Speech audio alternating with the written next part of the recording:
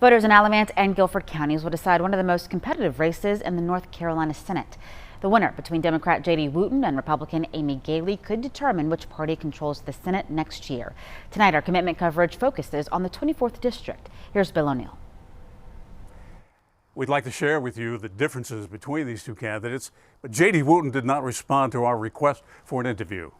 Here then is Amy Galey and what we learned about her.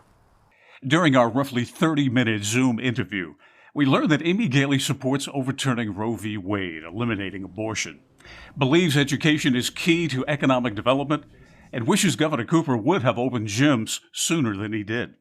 Do you think the governor has done a good job or a bad job handling the pandemic? I think that in some ways he has done a very good job. I think that in some ways it's not been the choices that I think that maybe in retrospect should have been made. Black Lives Matter! Black Lives Matter! Galey, who chairs the Alamance County Board of Commissioners, declined to discuss the Confederate monument located outside the old courthouse in Graham, citing a lawsuit filed against the county by the NAACP seeking that monument's removal. During our interview, I asked Galey about the Black Lives Matter movement. What is your perspective on this? My perspective is that absolutely Black Lives Matter.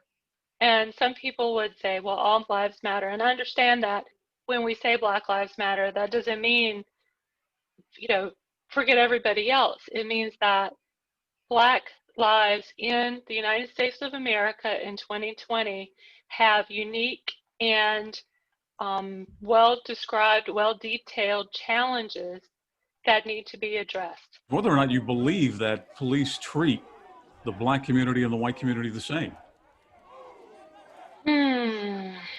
I think that generally across the United States of America, yes, the police treat white people and black people the same.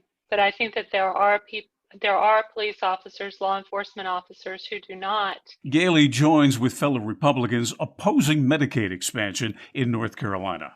I'm not sure that buying into Obamacare and latching onto the federal government's plan is the best way to serve the people of North Carolina. Galey says she favors a smaller plan, one to help improve North Carolina's black infant mortality rate, but not the plan Democrats want, providing health care to several 100,000 uninsured residents.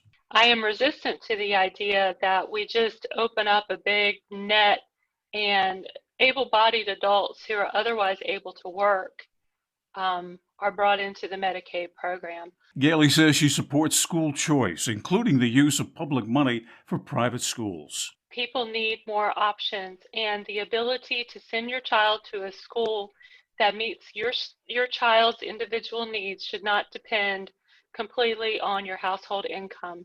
People who are poor, people who have limited or fewer resources should have equal access to great education as people with means. On redistricting, Galey stands with party leaders in Raleigh. Do you favor or do you support the idea of an independent group doing this, drawing the lines? I do not. I think that the way that the General Assembly ended up doing it with these latest districts that we have now, I think that that is appropriate. Democrats and some Republicans disagree. Supporters of an independent redistricting commission say it is the only way to end gerrymandering. I think that the idea that an independent group would actually be independent, it doesn't pass, muster with me. I think that they will not be truly independent. Finally, we asked Galey what's the biggest difference between herself and her opponent. I think the biggest difference between myself and my opponent is motivation. I'm motivated to serve this community because I'm from here, I grew up here, I care about the people who live in this district. My opponent, I believe, kind of is a parachute politician. He rented a house in the district for the sole purpose of running for the seat. Galey and her opponent, J.D. Wooten, are running for an open seat. Rick Gunn, who held the seat, recently announced his retirement. Bill O'Neill, WXII 12 News.